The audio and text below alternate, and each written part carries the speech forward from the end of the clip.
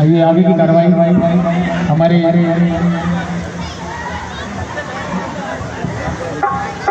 जो बाहर से आए हुए मंत्री रामपुरा फूल से तो हमारे राजकुमार जी उनका बहुत बहुत स्वागत है। और आगे की कार्रवाई हमारे बड़े भाई साहब।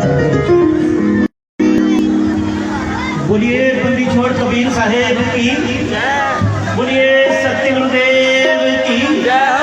तो सतगुरु प्यारी विराजमान साजीने वाली संस्था जी जो भजन मंडली रामपुरा फूल से आई है, सभी से हाथ जोड़कर निवेदन करके आगे आए हैं। तो सभी मलोट वासियों से जितने भी भाई बहन यहाँ सब विराजमान है, सभी से भजन मंडली की तरफ से हाथ जोड़कर निवेदन कि आज जी ने शब्द बिन संगत मेल परी जती, बिना भाग्यों से संसर्ग नहीं मिलता और बिना सत्संग से मन की मैल नहीं जाती। आज हमारे भाग्य उदय हुए हैं, आज हमारे अपने में, आज हमारे मोहल्ले में, आज हमारे गली में, आज हमारे शहर में संत पधारे हैं। तो सभी प्रेम पूर्वक बैठ के संतों को महान ज्ञान के पितामह साहेब नितिन साहेब जी जो आज साहेब कबीर के प्रचार करने हमारे समक्ष पहुंचे हैं, हम सभी समाज की तरफ से उनका बहुत बहुत अभिनंदन करते हैं। और सभी सत्संग में प्रेम पूर्वक बैठकर सत्संग का आनंद लेना है और गुरु महाराज का आशीर्वाद लेना है। अब हमारे महाराज जी रामपुरा फूल से मंडली हाजिर दवाएंगे, उससे पहले साहेब नितिन साहेब जी गुरु जी बोलिए बंदी छोड़ कबीर साहेब की।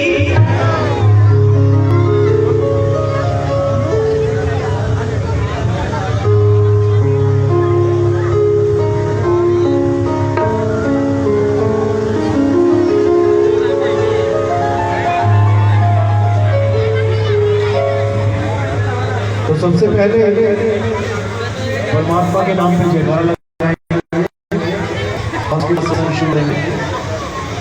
बोलिए परमात्मा की, सदगुरुबंदी छोड़ कबीर साहिब की, सभी संतों की, सभी भक्तों की, आज के आनंद की, सकल हंसों बंदगी साहेब बंदगी सत्ता। तो आज सदगुरु कबीर प्रकट दिवस है। आज के दिन जो सत्संग होने जा रहा है ये मूल ज्ञान का सत्संग है और आपने पूरे विवेक के द्वारा, पूरे विचार के द्वारा इसको सुनना है और समझना है। क्योंकि कबीर साहब इस दुनिया में बार बार आते हैं हमें जगाने के लिए। ये जीव सोया हुआ है अज्ञान मोह में, इसको जगाने के लिए वो बार बार आते हैं।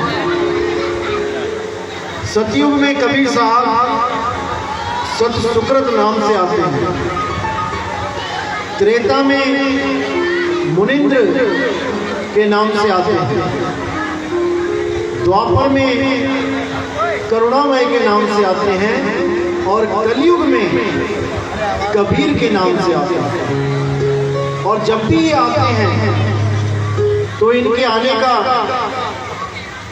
जो तरीका होता है वो बाकियों से बिल्कुल अलग होता है। बाकी जितने भी संत महात्मा आते हैं, जो भी कोई ऋषि मुनि पीर पैगंबर आते हैं इस दुनिया में, वो माँ के गर्भ से आते हैं। केवल कबीर साहब वो माँ के गर्भ से नहीं आते, वो प्रकट होते हैं, वो कमल के फूल पे प्रकट होते हैं। काशी में लहर तारा में कमल के फूल पे प्रकट होते हैं। इसीलिए कबीर प्रकट दिवस बोला जाता है, ना कि कबीर साहब का जन्म दिहाड़ा, क्योंकि वो जन्म और मृत्यु में नहीं आते। जब वो आते हैं तो बिना माँ बाप के आते हैं, जिसके लिए धर्मदास जी कहते हैं धन्य कबीर कुछ जलवा दिखाना हो तो ऐसा हो, बिना माँ बाप के दुनिया में आना हो तो ऐसा हो। बाकी जितने भी हैं सब 9 महीने की कारावास भुगत के आते हैं। केवल कबीर साहब एक ऐसे संत हैं जो बिना कारावास के, बिना 9 महीने के गर्भ में उल्टा लटके, बिना इस दुनिया में जाते हैं तब भी इनकी कोई लाश नहीं ढूंढ पाता। आज भी आप मगहर में जाओगे, यूपी में गोरखपुर के पास मगहर है, वहां पर भी जब हिंदू मुसलमान लड़ने लगे आपस में कि ये हमारे गुरु जी हैं, हम तो इनके शरीर को जलाएंगे, और मुसलमान कहते हैं ये हमारे गुरु जी हैं, हम इनके शरीर को दफनाएंगे। अब वहां पे झगड़ा मच गया, लेकिन उनको कौन समझाए कि जो 5 तत्व का शरीर गर्भ से लेके आया ही नहीं, वो छोड़ के भी क्या जाएगा। दोनों लड़ते रहे और कबीर साहब अंदर कुटिया में चले गए और चादर तानी लेट गए। अब आसमान से आवाज आई, खोलो पर्दा, है नहीं मुर्दा और मिथ्या युद्ध कर डाला, ऐ मूर्ख नादाना तुमने हमें नहीं पहचाना। हिंदू मुसलमान जब दोनों अंदर गए और चादर खींची तो वहां पे फूल ही फूल थे, कोई लाश नहीं थी। उनका भी झगड़ा खत्म करने के लिए फूल छोड़े, अन्यथा फूल भी ना मिलते वहां पर। तो वहीं पर आज भी आप देखेंगे हिंदुओं ने आधे फूल लेके वहां पे समाधि बनाई है और मुसलमानों ने आधे फूल लेके वहां पर मस्जिद बना दी है। तो ये है बंदी छोड़ कबीर साहब का जलवा। इसीलिए बोला धन्य कबीर कुछ जलवा दिखाना हो तो ऐसा हो, और बिना माँ बाप के दुनिया में आना हो तो ऐसा। तो ऐसे ही साहिब हमें जगाने के लिए बार बार इस संसार में आते हैं, उन्हें आने की जरूरत नहीं है। तो ये ना सोचे कि कबीर साहब ही बंधन में बार बार इस दुनिया में आते हैं जैसे हम आते हैं बार बार। वो हमें इस भव बंधन से बचाने आते हैं, वो हमें ज्ञान समझाने आते हैं कि कैसे तुम इस जन्म और मरण को खत्म करके अपने घर वापस चले जाओ। अच्छा बैकग्राउंड। हम ऐसे देश में आके फंस चुके हैं जहाँ पे एक पल का भरोसा नहीं है, रोज मौतें हो रही हैं, रोज आदमी मर रहा है, लेकिन किसी के माथे पे शिकन तक नहीं है कि कल को मेरा भी नंबर आने वाला है। रोज अखबारें भरी पड़ी हैं, किसी का एक्सीडेंट हो गया, किसी ने जहर खा लिया, कोई ट्रेन से कट के मर गया, कोई सुनामी में मर गया, कोई भूकंप में मर गया, कोई तूफान में मर गया। लेकिन हमें इतनी सी भी चिंता नहीं होती कि भाई हमारा भी नंबर आएगा। क्यों? क्योंकि थोड़े थोड़े करके मर रहे हैं, और जब ज़्यादा ज़्यादा करके मरने लग जाएं, जैसे अभी कोरोना आया था, एक दिन में 50,000 मौतें, एक दिन में 1 लाख मौतें, तो सबकी हार्ट फेल हो रहा था, सबकी हालत खराब थी। क्यों भाई? अरे थोड़े थोड़े मर रहे हैं तो वो क्या मौत नहीं है? जो ज़्यादा ज़्यादा मरने लग गए तो तुम्हें घबराहट हो गई? चाहे थोड़े थोड़े मरे, चाहे एक साथ मरे, मरना तो पड़ेगा। ये मत सोचो कि आज बच जाऊं, आज बच जाओगे तो कल मरना पड़ेगा, कल बच जाओगे तो परसों मरना पड़ेगा, परसों बच जाओगे तो नरसों मरना पड़ेगा, मरना तो पड़ेगा। अब क्या करें फिर? तो कबीर साहब क्या कहते हैं? इस मरने से जग डरे मेरे मन आनंद, और मरने पर ही पाइए पूर्ण परमानंद। कि ऐसा ऐसा मरना सीख लो जिस मरने में आनंद आ जाए। क्यों आनंद आ जाए? बंदा सोचेगा मरने में भी कोई आनंद आता है क्या? बिल्कुल आता है, लेकिन मरने का सही तरीका पता हो तो मरता मरता जग हुआ, और मरना जाने कोई ऐसी मरनी जो मरे बहुर न मरना होए। साहिब कह रहे हैं मरता मरता जग हुआ।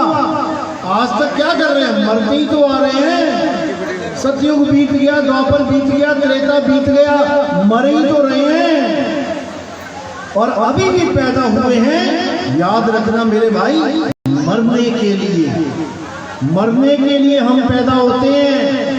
हम क्या, सारी दुनिया के जीव, जितने भी जीव हैं, वो पैदा हुआ है मरने के लिए। इसलिए कबीर साहब कहते हैं मरता मरता जग हुआ, मरना जाने ना कोई। यानी तुम्हें मरना नहीं आ रहा है कि मरना कैसे है। अगर तुमने मरना सीख लिया तो मौत में तुम्हारा कुछ नहीं बिगाड़ सकता। तो मरने को क्या बोला जाता है संतों की भाषा में, शरीर छोड़ना। आम भाषा में बोला जाता है, अज्ञानियों की भाषा में बोला जाता है मरना, यानी मरी जाना, काम खत्म हो जाना।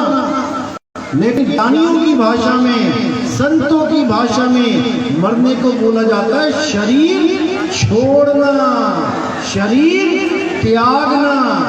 जैसे आप अपना घर छोड़ के चले जाओ, आप मलोट से गए, घर छोड़ के बठिंडा चले गए, तो क्या आप मर गए? क्या आप मरे? आपने घर छोड़ा है और आप जाके बठिंडा में रहते हो, तो मरा कौन? कोई भी नहीं मरा। आपने एक घर छोड़ा और दूसरा घर बसा दिया, तो मरा कौन? कोई नहीं मरा। इसी प्रकार जो हम बोलते हैं मेरे पिताजी मर गए, मेरी माँ मर गई, मेरा भाई मर गया, कोई नहीं मरता, केवल शरीर छोड़ता है। हम शरीर छोड़ने को मरना मरना मरना कर रहे हैं। तो कबीर साहब कहते हैं, अरे पानी में पानी मिला और मिला पौन में पौन, मैं तो से पूछूं पंडिता इनमें मरा कौन? ये पांच तत्वों में विलीन हो गए और जो अंदर आत्मा बैठी है वो अमर है, वो मर नहीं सकती है। अर्जुन, ये आत्मा अजर अमर अविनाशी है। इस आत्मा को ना तो कोई शस्त्र काट सकता है, ना अग्नि जला सकती है, ना वायु सुखा सकती है, ना जल भिगो सकता है। ये अजर अमर अविनाशी है, तो ये मरेगी कहाँ? शरीर मिल गया पांच तत्वों में, आत्मा अमर है, तो मौत किसकी हुई? मैं तो से पूछूं पंडिता इनमें मरा कौन? कोई नहीं मरता। क्योंकि अगर मर जाए तो फिर तुम जो लिखवा रहे हो पापा का स्वर्गवास हो गया, फिर वहां वास किसने किया? अगर पिताजी मर गए तो स्वर्ग में वास कौन कर रहा है भाई? नहीं समझ में आ रहा लोगों को। यही समझना है, हमारी आत्मा अमर है, इस मिट्टी के पिंजड़े में कैद है। एक दिन इस मिट्टी के पिंजड़े को त्यागेगी और कहीं और वास करेगी। उसी को हम कह देते हैं मर गए मर गए मर गए। अब उसके बाद कहते हैं क्रियाक्रम करना है, किसका करना है? पिताजी का। चलो ठीक है, देख लेते हैं। अब पिताजी कौन है? आत्मा। और जो नीचे पड़ा है वो क्या है? पिताजी का शरीर। ऐसे मान के चलो कि पिंजड़े में तोता है, पिंजड़े में तोता है। पिंजड़ा क्या है? ये शरीर। पिंजड़ा है शरीर, तोता है आत्मा। आज आत्मा तोता जो है वो पिंजड़ा छोड़ के चला गया। जैसे अभी मृत्यु हुई पिताजी की, अभी हम लोग बोलेंगे कि पिताजी हमें छोड़ के चले गए। अब जो पिताजी हमें छोड़ के गए, मान के चलो आज गए, अब रिश्तेदारों को बुलाया जाता है कि आ जाओ जी अंतिम संस्कार करना है। अब रिश्तेदार कहीं दूर भी रहते हैं तो एक दिन शरीर पड़ा रहता है। अब पड़ा क्या है वहां पे? पिंजड़ा। पिताजी यानी तोता उड़ चुका है, तोता उड़ गया है, पिंजड़ा पड़ा है। अगले दिन हम अंतिम संस्कार किसका कर रहे हैं? तोते का कि पिंजड़े का? पिंजड़े का। और करना किसका था? अंतिम संस्कार किसका करना था? तोते का। अब कर किसका रहे हैं? पिंजड़े का। तो मुक्ति किसे मिलेगी? तोते को कि पिंजड़े को? किसकी मुक्ति हुई? पिंजड़े की। तो पिंजड़े की मुक्ति करवानी थी क्या? मुक्ति करवानी थी तोते की। तोता पहले ही जा चुका है। और हम किसकी मुक्ति करवाने के लिए शमशान घाट जा रहे हैं? पिंजड़े की। हमने घी डाला, शक्कर डाली, इलायची डाली, किसके मुंह में? तोते के या पिंजड़े के? पिंजड़े के मुंह में डाली। तोता तो उड़ गया। तो इसी को समझना है। पिताजी जा चुके हैं, अब उनका अंतिम संस्कार तो तब करें, पहले उसको पकड़ के तो लाओ पिताजी को। पहले पिताजी तो चले गए, तोता तो उड़ गया, अब लगे पिंजड़े का संस्कार करने। फिर कहते हैं कि मुक्ति तभी मिलेगी जब संस्कार हो। यही अज्ञान है। कबीर साहब कहते हैं 10 द्वारे का पिंजड़ा और तामे बोले कौन। ये पवन जो है ये बोल रही है। अब रही में को अचरज है, उड़े सो अचरज कौन। इस पिंजड़े में 10 दरवाजे हैं, 10 द्वारे का पिंजड़ा। अब इन 10 दरवाजों में से 9 दरवाजे खुले हैं और एक दरवाजा बंद है। जो 9 दरवाजे खुले हैं वो कौन से हैं? इस काया के 9 दरवाजे। 2 आंखें, 2 कान, 4, 2 नाक के छेद, 6, 7 और नीचे लैट्रिन बाथरूम। इन 9 दरवाजों में से ही सबने निकलना है, चाहे वो हिंदू है, चाहे मुसलमान है, चाहे सिख है, चाहे ईसाई है। इस पिंजड़े के दरवाजे 9 ही खुले हैं। अब जो 10वां दरवाजा है वो गुप्त है, वो बंद है। तोते को उसकी खबर भी नहीं है कि यहाँ पे 10वां दरवाजा भी है। लेकिन अगर उसमें से भी तोता निकल जाए तब भी उसकी मुक्ति नहीं हो सकती। उसकी मुक्ति का भेद बहुत गहरा है, बहुत गहरा है। उसके लिए साहिब ने बोला 10वें द्वार से जीव जब जाता और स्वर्ग लोक में वासा पाता। 10वें द्वार से निकलने पर भी मुक्ति नहीं होती। इन 9 दरवाजों की तो बात ही छोड़ दो। 9 दरवाजों से जो निकल जाता है वो तो 184 में चला जाता है। मरते हुए जिसकी लैट्रिन निकल गई, पेशाब निकल गया, जीभ बाहर आ गई, आंखें बाहर आ गई, कान में से नाक में से ब्लड आ गया, वो समझ जाना कि 184 में चला गया। कुत्ता, बिल्ली, हाथी, घोड़ा, चींटी, यही बनना है उसने। जो 10वें द्वार वाले हैं, जितने संत लोग हैं, जब वो 10वां द्वार तोड़ के जाते हैं तो 10वां द्वार टूटने पे आवाज आती है टक की।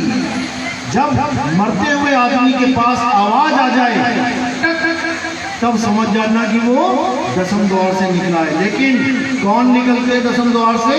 जो भक्ति करते हैं, प्राण योग करते हैं। आम आदमी नहीं निकल सकता 10वें द्वार से। अब